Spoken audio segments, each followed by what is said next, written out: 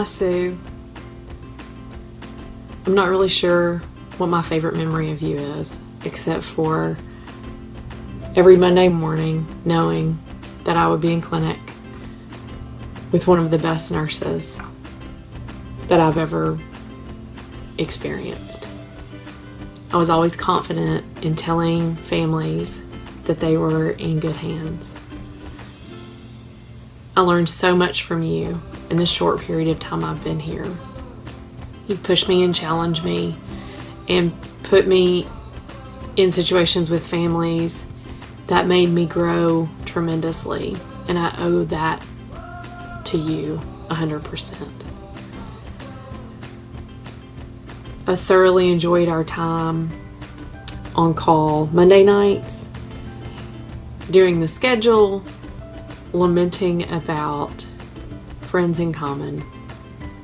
This place won't be the same without you, but I have a feeling it won't be without you. Good luck. Miss you. I love you.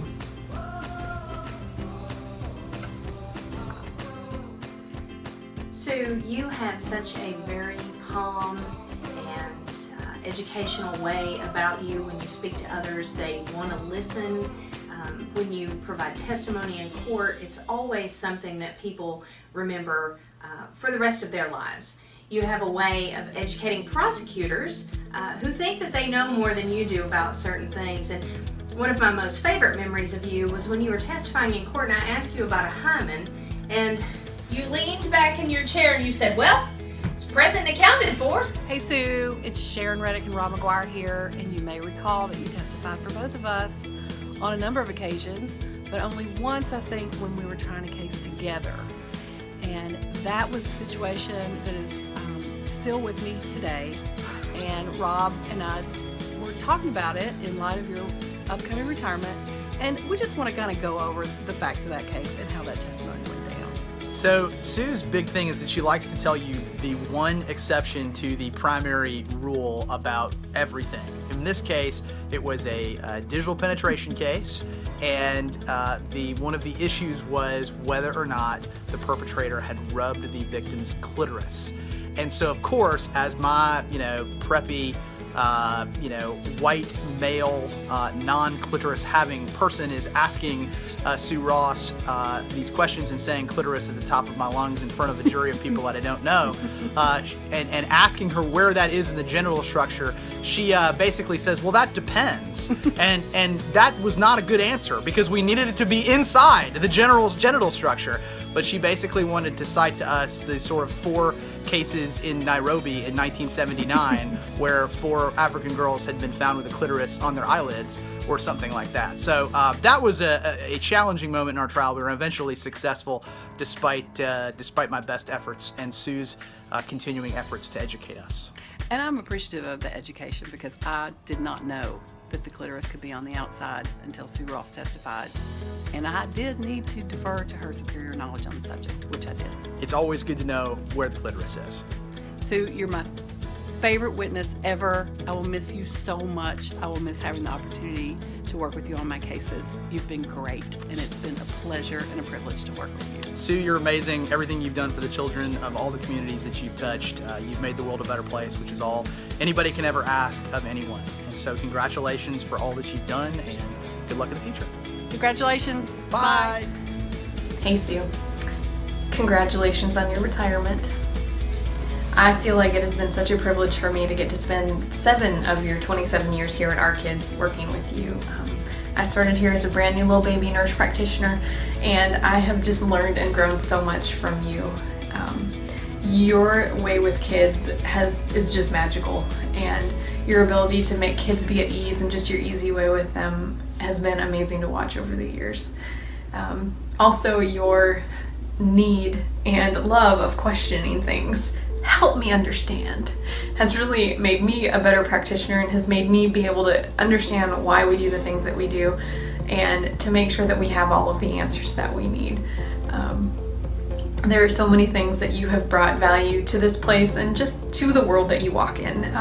Your love of life, your laughter, your love of food and good music. I just have appreciated so much, and it's been an amazing experience to get to work with you, and I hope that we still get to see you often. But congratulations, Sue. Love you, Rossi. So I had the privilege of being Ross 3 years ago when I started working at Our Kids. When I initially started at Our Kids, I was kind of timid and kind of shy, so naturally, Ross scared the crap out of me. To this day, I know not to ruffle that woman's feathers, but initially I didn't know how to react to Ross when she was having a bad day, you know? And so I guess I kind of developed this like nervous twitch or like a nervous reaction or something, so that whenever I worked with her and Ross would start yelling, I started dancing. Ross would yell, I would dance. I would give her one of these, a little shimmy down the hall in her face, and you know, it worked because Ross eventually stopped yelling at me. And I like to think that that's where she and I kind of developed the relationship that we have now, which is this crazy, comical, dysfunctional thing that we have going that really just consists of Ross making fun of me. But whatever, it works, you know? And I remember one time she and I had this adolescent kid in clinic, and this kid was completely anxious and she was nervous about the exam, and Ross and I come into the exam room and we do our natural, comical, dysfunctional thing, and it works.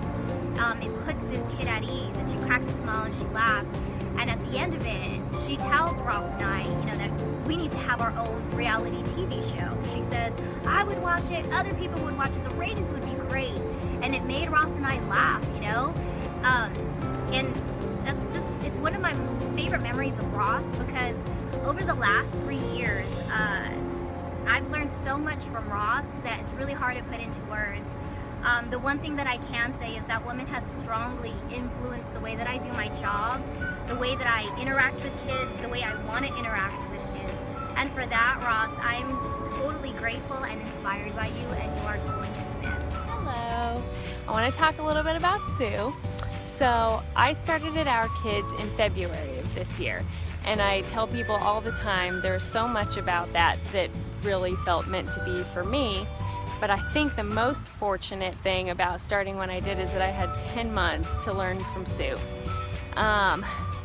Getting to ride to Clarksville with her a few times, I swear you learn more about child sexual abuse in an hour ride to Clarksville than I did in 8 years in primary care, than I did in school.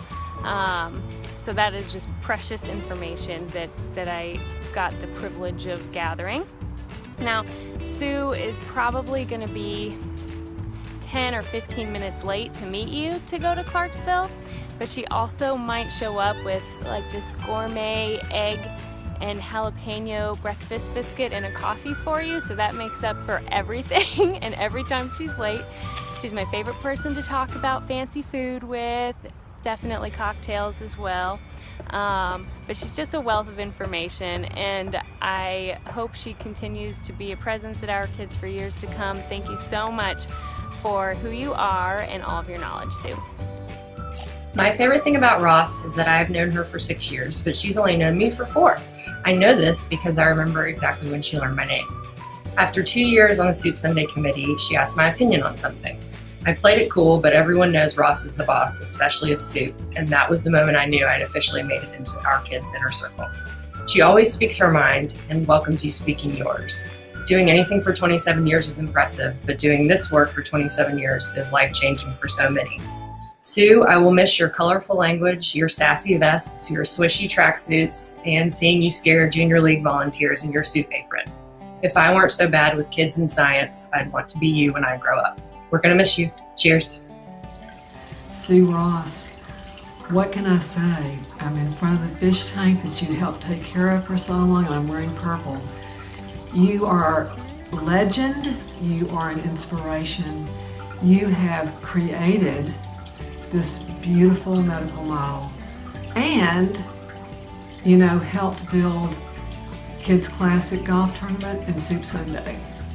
So I thank you for so much dedication and love, and even the foibles of soda cans rolling across the grit in the garage after golf years ago. But the most important thing that I thank you for is I thank you for your heart. You have made the most of every relationship with community partners, with donors, with volunteers. And I just thank you for, for who you are and how you walk on the earth. And, you're a rock star, girl, what can I say? And people who go to these events and who volunteer at our events are just stunned. People half your age just can't believe how much energy you have. So thank you for giving us your heart, and in the process of receiving your heart, we give you ours. Hey, babe. Ross, I am so excited for you that you are getting to retire. In my time at Our Kids with you, you showed me how to be a great medical provider, a great coworker, a great friend, a great daughter, and so much more. I'm so excited for you and Joyce in your next chapter. I wish you all the best. Cheers. First got to know Sue as this woman that always came to work wearing her pajamas, but I've been told not to say that because it's fashion. Love you, Sue. Sue and I go back to when we used to chart with these, and after these went away, then things got rough for Sue. Computerized charting, not so much. Technology, not so much. Sue's always coming to get me and say, hey, how do I do this? Hey, how do I do that? And it's all about the computer. And wait a minute, Sue's calling me now. Yes, Sue. No, you're breaking up. Call me on your other line. Okay. She'll call me back on the other. Here she is. Yes, Sue, I'm here. No, Sue. Call me on the other line. Okay. Sue's not so good with technology, so I'm going to cut the video off now while I go out and look for the smoke signals. Ross, it's Denise. Fittingly, you are in the next room giving testimony right now about mucosal tissue. I just want to say it. Also, quoting lots of other great information to make sure that justice is served for a kid, which I think is what you've done all along, making sure that whether it goes to court, whether children get justice in the courtroom or not, that they certainly know that their body is taken care of and that they're healthy and that families have what they need to move forward. I know I am a better social worker just because I was able to spend so much time with you. All the questions that you've asked me that I didn't know the answer to,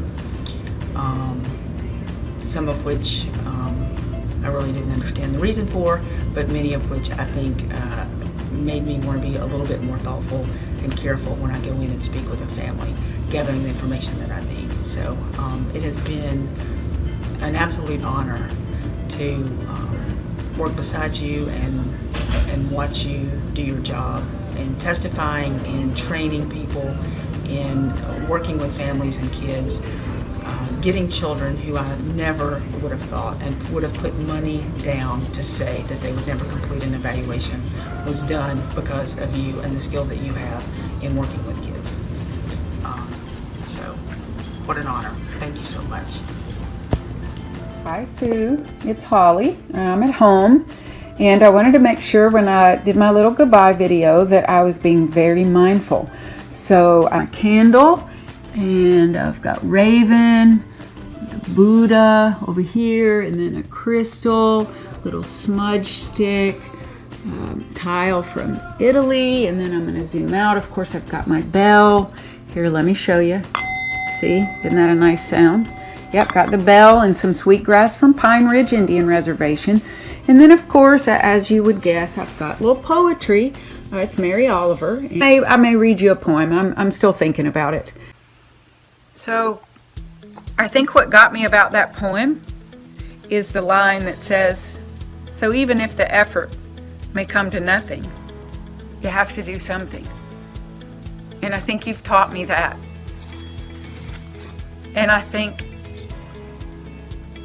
I've never met anybody quite like you. I wouldn't be at Our Kids if it wasn't for you.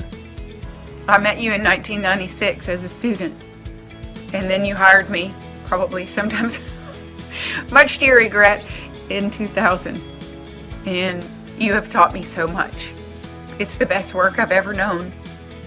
I've never seen more magic than when you're with kids. You'll be so deeply missed, but I know you're not going to go away. So I'm just going to say farewell for now, because I know I'm going to see you at peer review in a couple weeks. I love you, Sue Ross. Thank you for everything. So 18 years ago, you and I had our first conversation. It was about genital warts, of course. I wouldn't expect you to remember it because you've given that talk a lot of times. But it was my first time hearing it. And you were helping me, like you've helped a lot of other professionals, know what to expect to find in a sex abuse investigation. Since then, we've covered a lot of ground. Between here and New Mexico, we've talked about family and justice and cocktails and pistachio trees, and you've taught me a lot. No one is better at gaining the trust of a nervous kid than you are. Thank you for everything you've done for kids and families in Middle Tennessee. I sure will miss working and laughing with you.